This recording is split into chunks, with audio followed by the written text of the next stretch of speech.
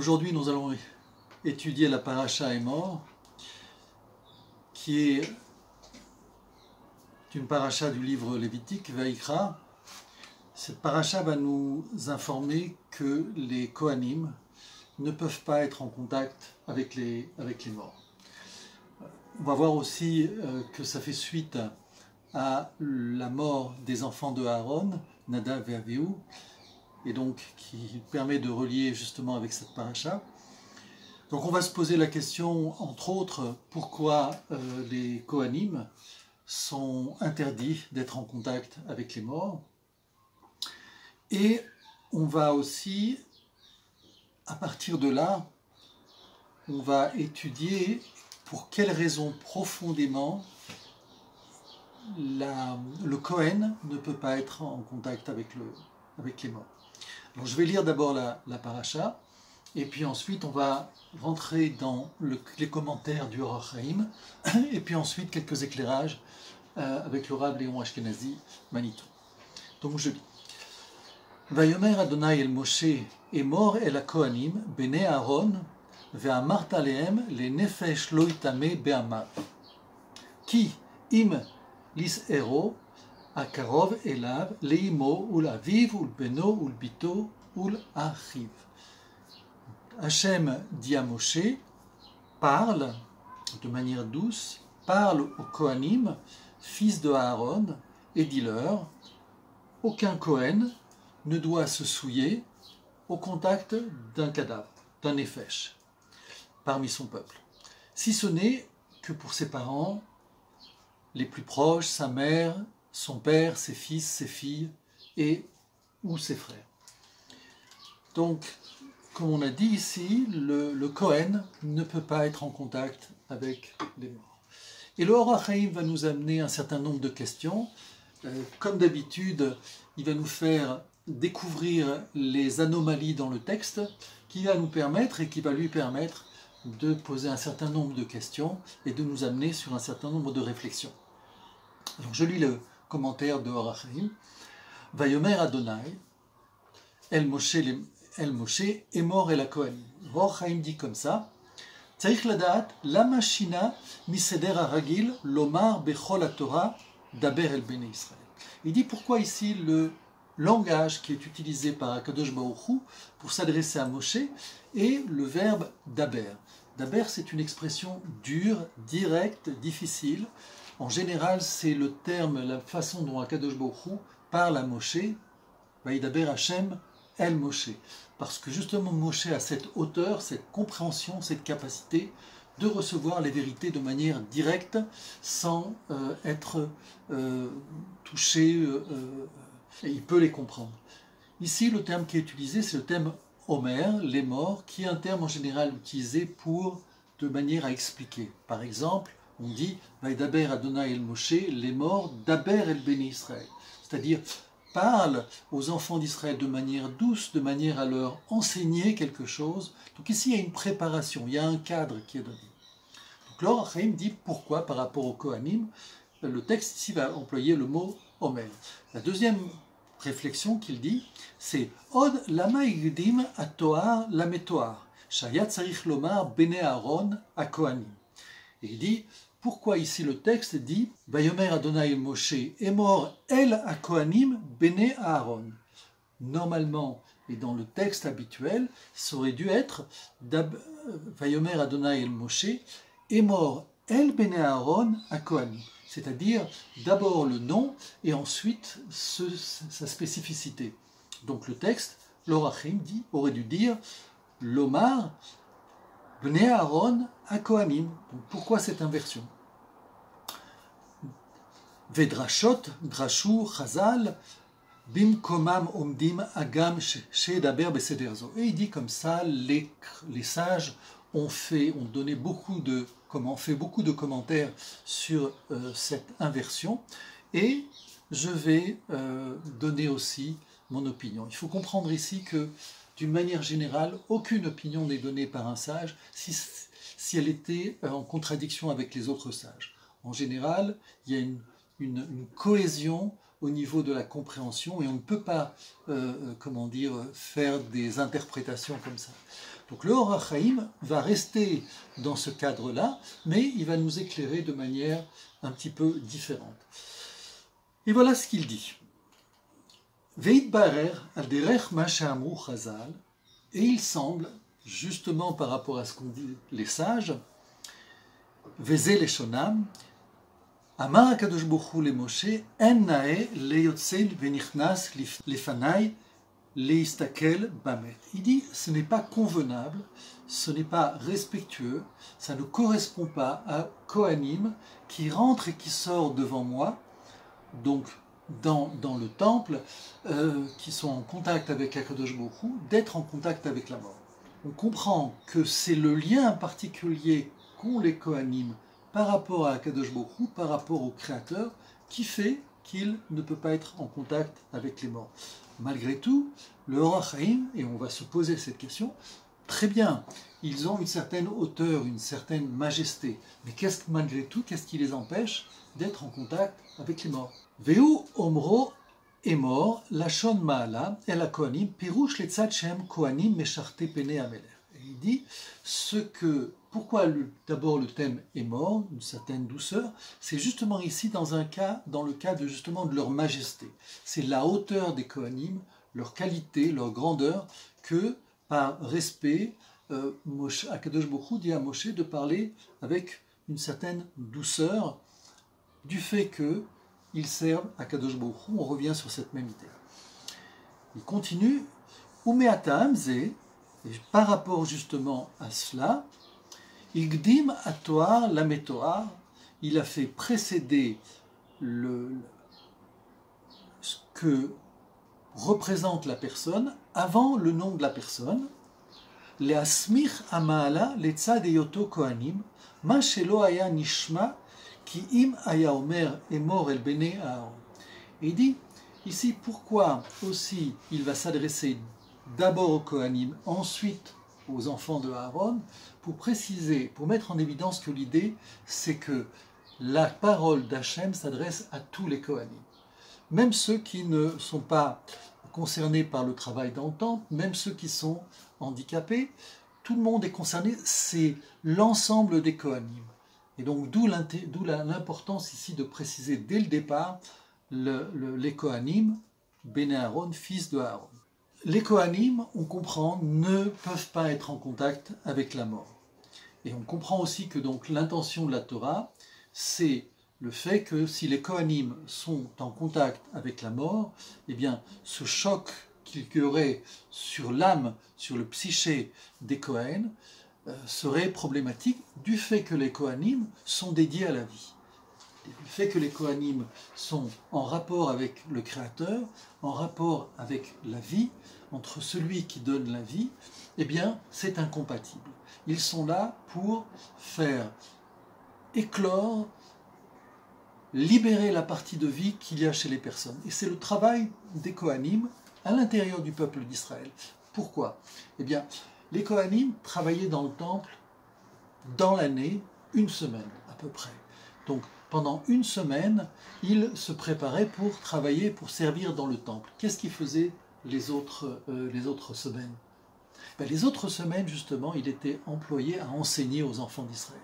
C'est-à-dire que toute la fonction du Kohen, c'est de faire grandir le peuple d'Israël, de ramener la vie qu'il y a chez les personnes qui ont pu, par leur faute, par leur discrétion, par leurs égarements, eh bien, mettre un voile entre la vie, l'âme de la personne et son être.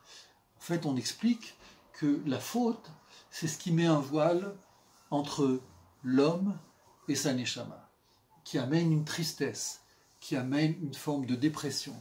Et donc, le processus, il y a un processus évidemment psychologique d'aider la personne à se retrouver, à dépasser cette épreuve, cette difficulté, mais on va voir que des fois, il s'agit de mondes beaucoup plus élevés qui nous échappent, des mondes spirituels dont on n'a pas accès et auxquels justement le Kohen a accès. Alors, On comprend aussi que du fait que les Kohanim sont dédiés à la vie, dans leur rapport avec le Créateur, eh bien, il y a une incompatibilité par rapport à la mort. La mort dans ce monde est une anomalie. C'est une anomalie, mais elle est contingente des faiblesses de l'homme. Du fait des faiblesses de l'homme, eh bien, nous sommes amenés dans ce monde où la mort existe. Mais le principe même de l'impureté dans le judaïsme, c'est justement la mort. Avot avatuma, le principe de l'impureté, c'est la mort. Et on comprend ici que derrière cette idée, c'est l'absence de vie. Quand on est face à un cadavre, ce que l'on voit, c'est une chair, mais dont la vie n'est plus présente. Eh bien, cette absence de vie, c'est cela l'anomalie. C'est la première chose. La deuxième chose, c'est on va voir le lien qui existe et le rapport qu'il y a avec l'âme. Et qui est justement une des fonctions du Kohen.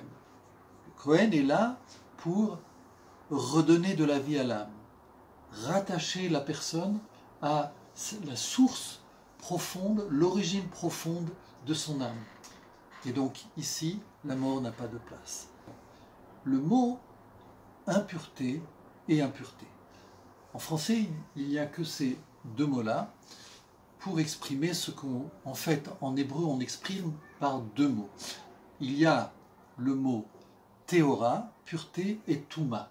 Ce sont deux entités, deux notions complètement différentes. C'est-à-dire que ce n'est pas le contraire de quelque chose. La pureté, on sait que c'est lié à la notion de purification. Purification, derrière cette notion, c'est par le feu. Et à l'opposé, nous avons l'impureté. Dans la Torah et dans le judaïsme, c'est complètement différent.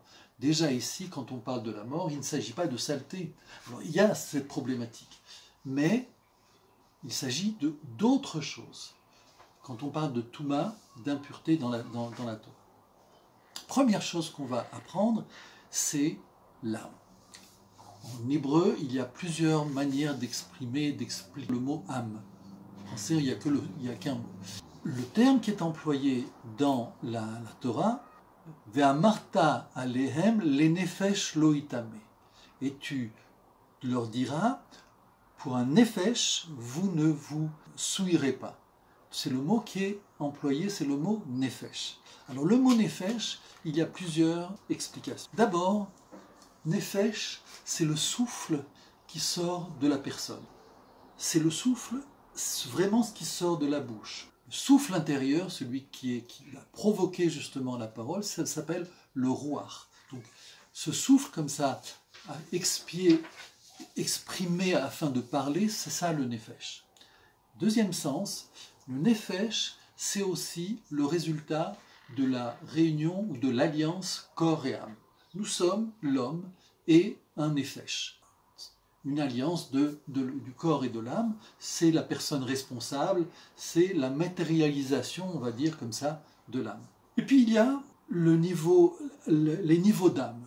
Alors il va y avoir, ici on va parler de 4 niveaux, mais en fait il y en a 5 qui sont vraiment des niveaux. Le niveau le plus bas, c'est celui dans lequel on se trouve, c'est le niveau nefesh. Il y a un niveau supérieur qui va s'appeler Ruach. Puis un niveau au-dessus de Ruach qui va s'appeler Neshama, et au-dessus de la Neshama, un 4e niveau qui s'appelle Chaya, et ensuite un 5e niveau qui s'appelle Yechida. Donc le Nefesh, ici, vient définir une âme. Ensuite, le Nefesh, c'est aussi le cadavre, c'est-à-dire le corps, quand il est privé de la vie, le vivant qui était en lui, ce corps-là, ce cadavre-là, s'appelle le Nefesh. Le Nefesh aussi, c'est la tombe. Le Nefesh aussi, c'est la pierre tombale, le signe de l'endroit où se trouve le mort. Donc on voit ici qu'il y a plusieurs niveaux d'explication du Nefesh qui nous relient à la fois de l'homme tel que nous sommes et du monde des âmes. On comprend que le rapport des Kohen avec les hommes est en contradiction ici avec le fait d'être en contact avec les morts. Le Kohen est ici pour dévoiler la vie.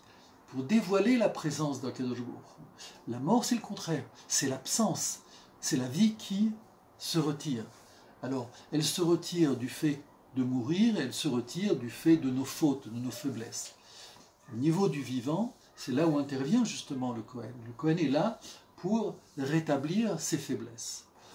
Voilà, pour une introduction par rapport à l'incompatibilité du travail du Kohen, de sa vocation par rapport à la vie et le fait d'être en contact avec la mort. Mais on va rentrer plus dans les détails au niveau des mondes spirituels pour nous mettre ici en évidence qu'il s'agit de quelque chose qui nous échappe, qui est au-delà de notre réalité. Ce que fait le Kohen, ça nous échappe complètement.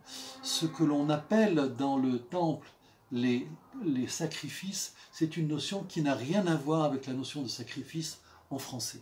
Bon, le mot qui est utilisé, c'est le mot korbanot. Korban, c'est la notion de se rapprocher. Ici, l'idée, c'est de rapprocher l'homme d'Hachem, du Créateur, de la source première. Le sacrifice tel qu'on l'entend en français, c'est se priver de quelque chose afin d'obtenir quelque chose d'autre. Il ne s'agit pas du tout ici de cette notion. Je l'ai déjà précisé, mais on sait que Newton a fait des recherches sur le temple. Et il a découvert que les mesures du temple, en miniature, sont les mesures du monde. Comment il a fait, comment il est arrivé, je n'ai pas les détails. Ils sont à l'université de Bar-Ilan, mais ça veut dire que le travail qui est fait au niveau du temple, c'est un travail minutieux, microscopique au niveau de ce qui se passe dans le monde. Et donc, les Kohanim, dans ce temple, dans cette miniature du monde, sont capables d'intervenir et de réparer des choses. Donc, on va dire comme ça, s'il existe un endroit dans le monde où il est possible d'éviter toutes les catastrophes, toutes les difficultés du monde, toutes les impasses, toutes les crises par un travail au sein du temple, eh bien c'est une chose qui n'a pas de prix, qui n'a pas de valeur. C'est extraordinaire. On évite toutes les souffrances de l'homme. Et donc, ici s'inscrit donc cette notion de sacrifice et du travail des Kohen. Alors, pour entamer cette relation avec les mondes spirituels, je vais prendre un des versets de la Torah, juste un petit peu plus loin, et il est dit comme ça. Ubat Kohen, ki tiye leish zar, i betrumat akodashim lo tuchel. Et on dit comme ça, la fille d'un Kohen, quand elle sera mariée avec un homme étranger, c'est-à-dire avec un homme qui n'est pas Kohen, qui est Lévi ou qui est Israël, eh bien ne pourra pas manger de la trouma, du prélèvement qui est en général donné aux Kohanim. Il faut expliquer que le travail du temple implique une participation du peuple d'Israël. Cette participation du peuple d'Israël, par exemple les agriculteurs, devaient donner un prélèvement des premiers fruits de leur récolte et l'amener au temple. Dans le temple, lorsqu'il y avait des corbanotes, des sacrifices, eh bien, certains sacrifices étaient consommés une partie par le Kohen. Donc ce qu'on appelle des troumas, des prélèvements. Eh bien, il y a des tas de règles concernant le droit ou l'interdiction de manger ces prélèvements. La Torah vient nous dire ici qu'une fille d'un Kohen, si elle est mariée avec quelqu'un du dehors de la famille des Kohanim, elle peut pas manger ce prélèvement. Jusqu'à présent, on va dire c'est à la fois simple, mais en même temps c'est pas clair. Et le Or HaChaim ici va nous préciser, quand il parle de fille, de quelle fille il s'agit, on va rentrer ici dans les mondes spirituels. Alors, même si on ne comprend pas tout, eh bien, juste écoutez pour vous laisser imprégner de quelque chose qui nous échappe et qui sont perçus par nos sages et qui viennent nous éclairer quelque part des mondes qui ne nous sont pas visibles. Et il dit comme ça, Ubat Kohen, est la fille d'un Kohen, Veraiti le'aïr, levot bene Adam, beremez gadol, asher ramaz parasha zo. Et il dit, je souhaite ici éveiller le cœur des hommes en dévoilant des secrets dans cette paracha. Sache que nos sages ont dit dans la Gemara de Sanhédrin 93 que le niveau des enfants d'Israël est supérieur aux anges. Nous savons et nous sommes conscients que les anges, ce sont des êtres complètement spirituels, qui ne sont même pas attachés avec la faute, avec la difficulté, les instincts que l'on a dans ce monde, les vices, le plaisir, le désir, c'est des êtres qui sont inatteignables. Comment le Or HaChaim peut nous dire que les Bnei Israël, les enfants d'Israël, peuvent être au-dessus des anges? On va comprendre ici que l'idée qu'il y a derrière, c'est que bien sûr que nous ne sommes pas au niveau, il suffit de regarder le monde dans quel état il se trouve. Simplement, la différence, c'est que l'ange est défini, c'est-à-dire que c'est une entité précise, elle a une fonction à exécuter et une seule. Il n'y a pas de libre arbitre, elle écoute, elle chante les louanges du Créateur, mais il n'y a pas de libre arbitre, ce qui est différent chez les hommes. Nous sommes confrontés à une situation qui fait que nous sommes confrontés au choix. C'est quoi le choix d'une manière générale? Faire une bonne chose ou faire une moins bonne chose ou une mauvaise chose. Et ça, c'est les difficultés de l'homme, que l'ange n'a pas. Cette difficulté-là va nous donner la force du discernement, premièrement, et aussi la force de s'élever. Cette possibilité n'existe pas chez l'ange, parce qu'il n'a pas ce libre arbitre, il n'a pas la possibilité de choisir. Et donc l'homme, en acquérant cette force justement, par justement son libre arbitre, parce que lui-même décide, peut arriver dans des mondes qui dépassent les anges. Dans cette mesure-là, effectivement, on peut dépasser les anges. Ils n'ont pas la possibilité d'être confrontés avec les oppositions, les conflits qu'on peut avoir dans notre monde, et donc évidemment les faiblesses. Et il rajoute, Or HaChaim ve'omro od, ki Hashem bara arba olamot ze lema'ala mize, ve'reshumim ema bapasuk, kol anikra bishmi ulirvodi baritiv yatzartiv af asitiv. Et le Or HaChaim va commencer maintenant à nous parler des mondes que l'on ne voit pas, mais qui existent. Et il va parler de 4 mondes. Ces 4 mondes il y a plusieurs sources, mais il cite ici la source du prophète Ésaïe, qui dit comme ça: tout celui qui appelle en mon nom, en mon honneur, ça c'est un premier monde. C'est le monde de la Hatzilut, c'est le monde le plus élevé. Birativ, j'ai créé. Ceci, c'est un autre monde, c'est le monde de la Bria, c'est un monde inférieur à Hatzilut. Yatzartiv, j'ai façonné, qui est un monde de la Yetzira, encore un peu plus bas. Af Asitiv, je l'ai fait, c'est le monde de la Asya. Donc je résume, nous avons un monde supérieur, qui est le monde de la Hatzilut, qui n'est pas atteignable à part vraiment quelques personnes comme par exemple Moshe Rabbeinu. Donc nous avons le monde de Hatzilut, le monde de la Bria, le monde de la Yetzira et le monde de la Asya qui est notre monde. On va dire qu'on est même en dessous de ce monde-là, puisque le monde de la Asya, c'est le monde dans lequel on est, et on voit les difficultés dans lesquelles on se retrouve, on comprend qu'il doit être amélioré, il doit être parfait, et donc on y est. Il nous reste encore pas mal de travail. On continue, on a expliqué les 4 mondes, on va voir qu'il va y avoir à l'intérieur de ces 4 mondes une correspondance par rapport à la réalité matérielle. Et il va dire: Od yesh lecha ladat ki kvodo itbarach melo kol haolam ve'olam ve'ad mitachat haolam dichtiv umitachat zorho olam ve'oro itbarach meir be'arba olamot. Et donc ici il vient préciser que Akadosh Baruch Hu éclaire tous les mondes, même les mondes qui sont en dessous des mondes. C'est-à-dire que tout ce qui existe est origine du Créateur. Même ce qui n'est pas l'air, le vide est une création. Donc toute la matérialisation que l'on peut sentir, voir, toucher, apprécier, c'est quelque chose de créé. Les mondes à l'origine sont des mondes totalement spirituels. La vie est quelque chose de totalement spirituel. On le voit quand un enfant naît, il amène la vie. Tout d'un coup, voilà un être vivant, beau, pur. Et puis, le temps passe, on avance dans l'âge, on vieillit. Voilà que la personne décède, meurt, et puis il n'y a plus de vie. Donc la vie s'en va. Donc on comprend que la vie vient d'un autre monde, et quand on termine sa vie, elle part dans un autre monde. Donc l'origine de la vie est ailleurs, dans des autres mondes. Et on va comprendre aussi ici la densité, on va dire, de la vie qu'on a dans ce monde. C'est quelque chose d'absolument infime, une petite poussière, même pas. Puisque il va y avoir d'autres mondes au-dessus, avec une amplification évidemment de la lumière et de la vie.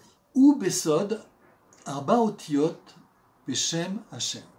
Et on va retrouver maintenant la correspondance des mondes avec le nom d'Akadosh Baruch Hu, qui est Yud Ke Vav Ke. Le nom d'Hachem, les 4 lettres représentent les 4 mondes dont on a parlé. Le Yud, le premier Yud, qui correspond au monde de la Hatzilut, le monde plus haut. Ensuite le He, qui correspond au monde de la Bria. Ensuite le Vav, qui correspond au monde de la Yetzira.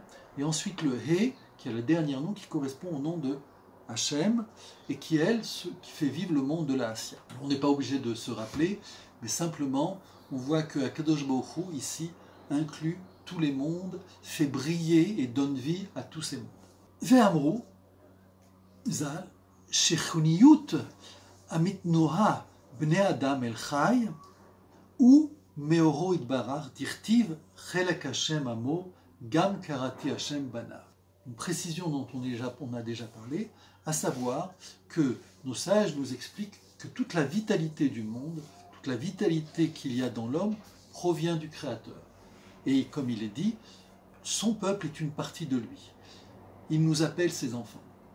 Et donc on comprend que l'être, en venant dans le monde, amène avec lui une petite étincelle de l'étincelle du Créateur. Et nous sommes, de ce fait-là, potentiellement voués, du fait de cette parcelle, à la vie éternelle. Or, cette vie éternelle est ici corrompue, obstruée, je ne sais plus quel mot utiliser, par notre comportement qui fait que, au fur et à mesure que des voiles se recouvrent, cette âme recouvre la personne, eh bien, on arrive à une situation de la mort. Mais profondément, nous sommes rattachés au Créateur et cet attachement nous fait comprendre que nous sommes potentiellement attachés à la vie éternelle. Et c'est l'objectif du monde. Le monde tel qu'il est, du fait de la mort, est quelque chose, c'est une anomalie. D'ailleurs, en hébreu, le mot halal, qui est le néant, qui est le vide, veut dire aussi le cadavre, le corps. C'est-à-dire que c'est le trou, comme en anglais, hole. Eh bien, ce mot chilul, cholé, ce mot donc de halal vient nous mettre en évidence que la mort, le cadavre, c'est une anomalie, c'est un trou dans ce monde, il n'a pas sa place, et l'objectif, c'est de l'éliminer, d'être dans un monde où on va pouvoir vivre de manière éternelle. Ici, il y a un problème. Le problème, c'est si on est imparfait, si nous avons des défauts, si nous avons des faiblesses, eh bien, on ne peut pas, c'est inacceptable, ne serait-ce pour la personne, de devenir éternel avec cet art, avec ses problèmes. Donc, on va vivre dans un monde cyclique. Et donc, l'âme va revenir dans ce monde, ce qu'on appelle réincarnation. On va comprendre que c'est un processus pour amener l'homme à se bonifier, à avancer. Amrou Anshe Emet, donc les gens de la Kabbalah ont dit, Ki prinat abba meor olam asya lesa deyoto morat. C'est-à-dire qu'ils nous enseignent que cette lumière spirituelle qui provient du monde de la Asya est infime. Le monde dans lequel nous nous trouvons. Ce monde-là est infime parce qu'il est rattaché à la matérialité. Et cette matérialité, c'est quelque chose qui nous attache par rapport au désir, par rapport au plaisir. Et donc, c'est une approche grossière de l'homme. Dans cette approche grossière, qui est le lien entre l'âme et le corps, eh bien, se trouve le nefesh. Donc ici, au niveau du nefesh, au niveau de ce que nous sommes vraiment une partie infime cette partie infime qui permet à la fois la présence de cette lumière, la présence d'Akadosh Baruch Hu, d'être dans ce monde, mais en même temps, du fait qu'elle est dans la matérialité, on va voir qu'il y a incompatibilité. Et il dit comme ça, Veine, Adon Hashem Tsevaot, Asa, Itkashrut Kol Haolamot, Ruchani Vegashmi. Et il va dire comme ça que tous ces mondes dont on a écrit, dont on a parlé, ces 4 mondes-là sont reliés. Ils sont reliés entre eux, mais en fait, ils sont reliés au plus bas niveau. C'est au niveau de la matérialité. En fait, dans ce niveau de matérialité dans lequel nous trouvons, nous avons aussi ces quatre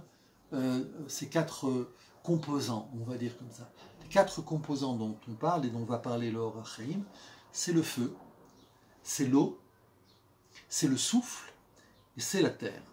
Ces 4 éléments qui sont figés, fixés comme des lois scientifiques, naturelles dans le monde, eh bien, sont les composantes de l'homme et qui ont un rapport justement avec ces hommes. Eh bien, le Or HaChaim va nous expliquer que cette matérialisation par ces 4 éléments rendent impossible a priori le lien avec les forces spirituelles. Et il donne un exemple et il dit, c'est comme si vous voudriez mélanger le feu et l'eau. C'est impossible, l'un va détruire l'autre. Donc, c'est à peu près ici cette même idée. Les mondes spirituels sont incompatibles avec la matérialité. C'est le secret de l'homme, c'est le secret de ce qu'on appelle le Nefesh, qui est, comme on a dit, l'alliance entre le corps et l'âme. Et du fait que ceci est possible, c'est-à-dire de faire étendre et descendre cette étincelle divine dans la matérialité, c'est ce qui va permettre de rattacher tous les mondes. Et le Or HaChaim va nous expliquer que ces 4 mondes vont pouvoir grâce au niveau le plus bas qui est le Nefesh, vont pouvoir se rattacher avec les mondes d'en haut et vont pouvoir permettre justement cette élévation. Le premier monde au-dessus du Nefesh, c'est le Ruach, comme on a vu, c'est-à-dire ce souffle intérieur, c'est un niveau de l'âme supérieur au Nefesh. Eh bien, le Ruach ne peut être rattaché à ce monde que justement grâce au Nefesh. Il va expliquer qu'au-delà du Ruach, il y a aussi la Neshama au-dessus du Ruach. Et donc la même chose, la Neshama qui va être attachée au Ruach, qui lui-même est attaché au Nefesh, et ainsi de suite jusqu'à Chaya. Donc tout le monde ici fonctionne par une forme d'attachement, par une sorte de chaînon, on va dire comme ça. Et le premier et le plus bas, c'est le Nefesh. Le Nefesh, lui, peut fonctionner tout seul. C'est ce que nous dit aussi le Or HaChaim. Il dit comme ça, un Nefesh yechol amod levada. Elle peut être tout seul ici dans ce monde. Mais ça ne suffit pas, elle a besoin d'un lien avec son Créateur. Et donc, au-dessus, il va y avoir le Ruach qui lui est rattaché au Nefesh et au Ruach. Il va y avoir la Neshama au-dessus de Ruach qui va être attachée au Ruach et au Nefesh, donc à 3, au pivot de 3, etc., dans les mondes supérieurs.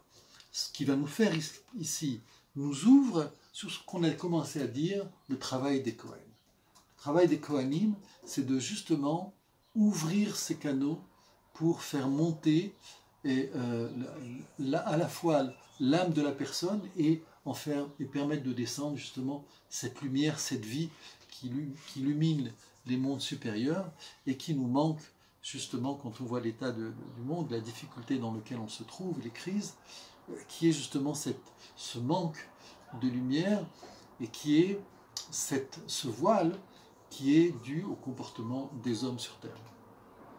Asaga baalat zo tesovev sheishlach adam yado veine ke adam aose le bishlo. Il dit donc notre objectif c'est de nous élever vers ces mondes spirituels. Comment on le fait? Comment on arrive à s'élever, à se dégager de nos problèmes, de nos faiblesses? Et il dit c'est ici comparable à un homme qui fait un effort et qui est dans sa cuisine et qui se fait à manger. Des mondes, de notre monde qui nous attend, tout ce bonheur-là n'est que le résultat de notre travail. C'est-à-dire, tu es dans ta cuisine, tu fais ton repas tu fais tes gâteaux, etc. Tout cela, c'est cela que tu vas manger. C'est-à-dire que c'est ce que nous faisons dans le monde par notre travail qui va nous nourrir. Ou plutôt, c'est tous les efforts moraux que l'on fait, tous les efforts spirituels, le fait d'étudier la Torah, de nous élever, c'est cela qui va nous donner la force, justement, de nous élever vers les mondes supérieurs. Et le Or Hachaim va au-delà, dans d'autres parachiotes, il nous explique que au moment de la résurrection des morts, c'est-à-dire que on sait que ce monde-là est dédié à passer à un autre monde qui sera un monde de l'éternité, et ce passage-là va se faire par la résurrection des morts. C'est un peu une notion qui nous échappe, mais toujours est-il que cette résurrection ne va pas se faire automatiquement. C'est la personne, dans ce qu'elle a acquis dans ce monde, les forces spirituelles et morales, qui vont lui donner la force de se lever. Donc tout le travail que l'on fait, comme on l'a dit, par opposition à l'ange, qui n'a pas ce libre arbitre, qui n'a pas les efforts à faire pour s'élever, c'est tous les efforts que nous faisons qui fait que nous allons acquérir la force de nous lever au moment de rentrer dans ce monde idéal, de ce monde sans mort, et c'est le travail de l'homme. Alors, la question que va poser ici le Or Hachaim, pourquoi l'âme descend sur terre? Pourquoi l'âme descend dans le corps d'un petit enfant, d'un petit bébé, et va accomplir le chemin de la vie? Quand on sait que si ces mondes spirituels sont des mondes de lumière, des mondes de vie, des mondes d'épanouissement, de bonheur, eh bien, pourquoi elle vient sur terre? Sachant qu'à partir du moment où elle va descendre sur terre, ça va être la question du conflit, ça va être la question de choix, ça va être la question de la faiblesse. Et quel est l'homme qui n'a pas fauté dans ce monde? Donc, pourquoi venir dans ce monde avec tous les pièges? Pourquoi me piéger? Et il dit comme ça, et ça va revenir sur une idée qu'on a déjà expliquée, à savoir, il va décrire ici, il va dire comme ça, nos sages ont écrit qu'avant sa venue dans ce monde, l'âme est comparée à une jeune fille adolescente nourrie par son père.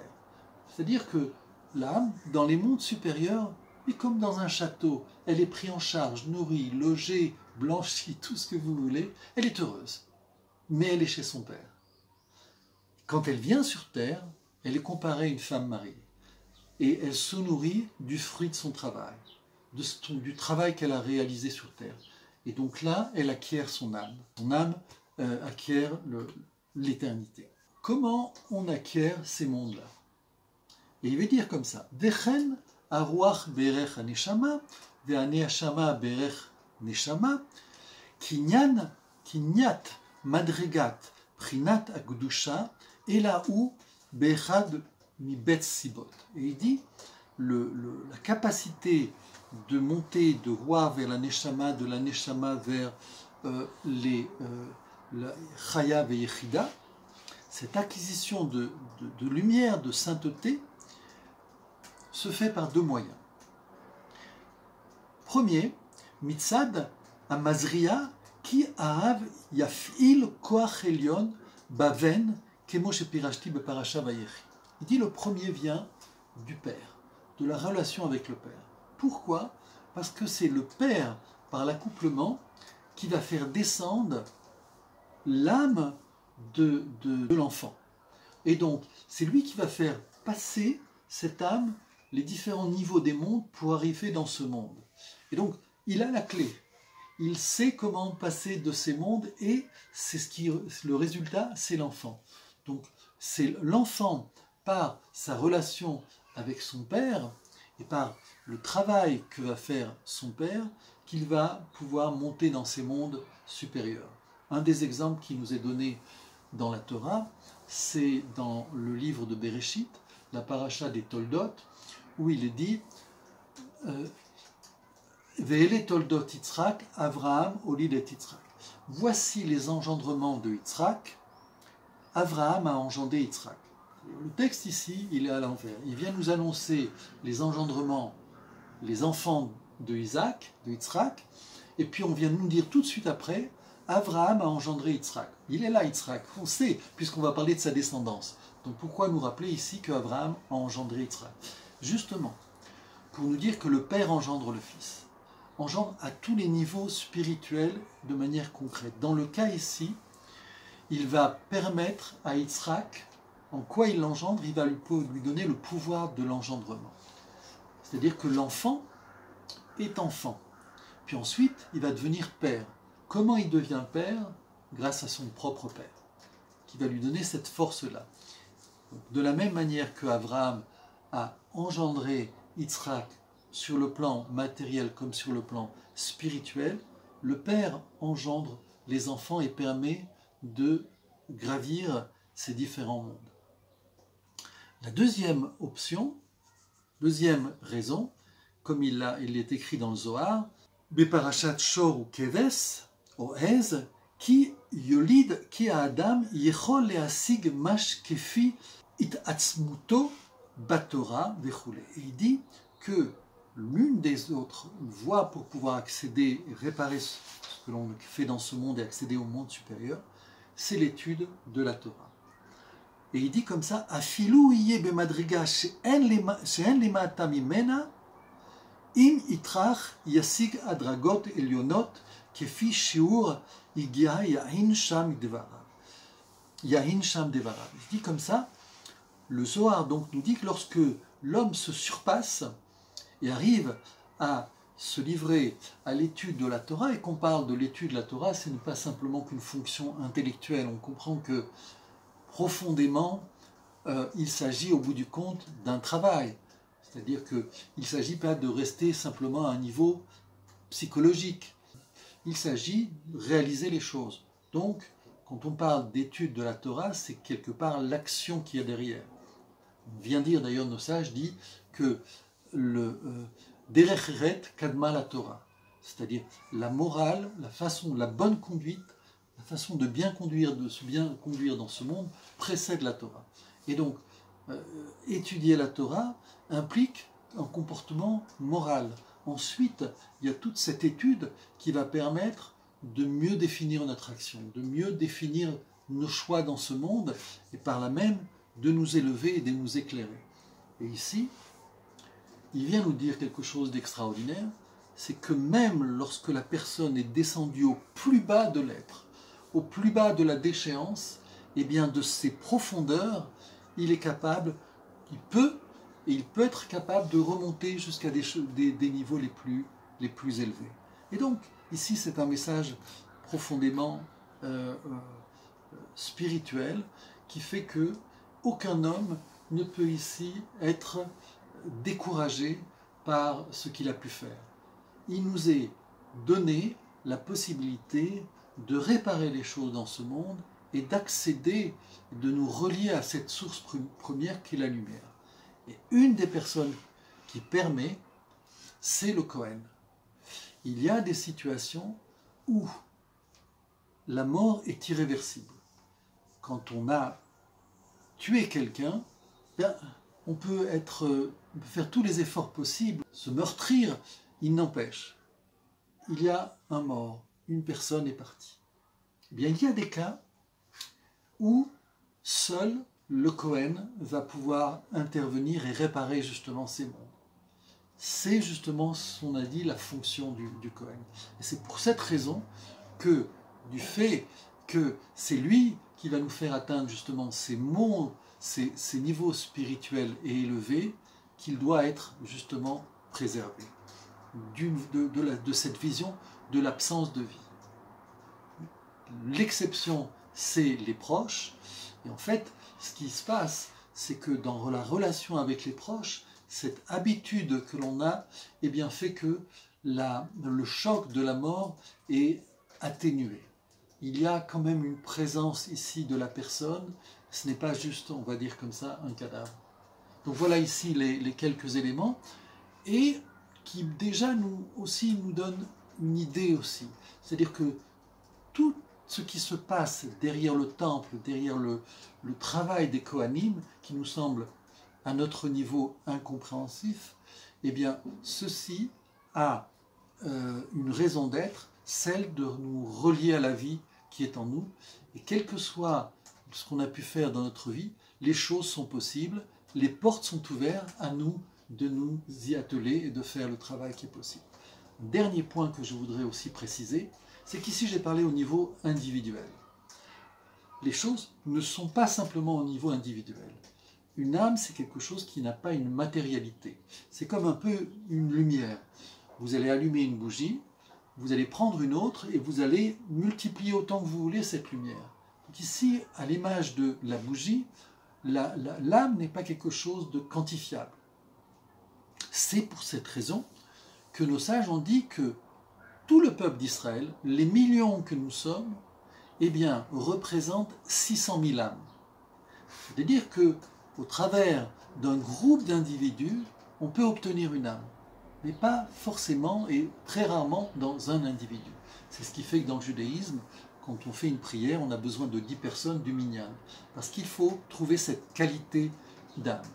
Eh bien, du fait que l'âme d'Israël se résume à 600 000 âmes, qui se résument aussi à 70 âmes, qui sont les 70 familles qui sont descendues en Égypte et qui ont donné naissance à 600 000 âmes, ces 70 personnes, pas familles, 70 personnes, eh bien, sont issues des 12 tribus d'Israël, qui sont 13, qui sont elles-mêmes issues d'Israël, d'un individu qui s'appelle Yaakov.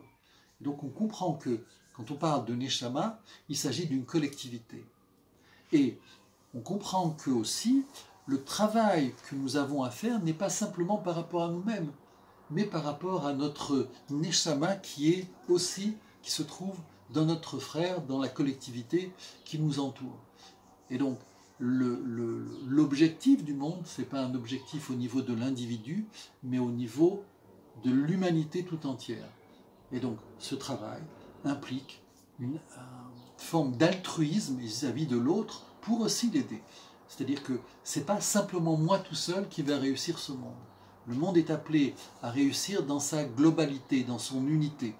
Donc, j'ai une implication, j'ai un devoir par rapport à mon frère.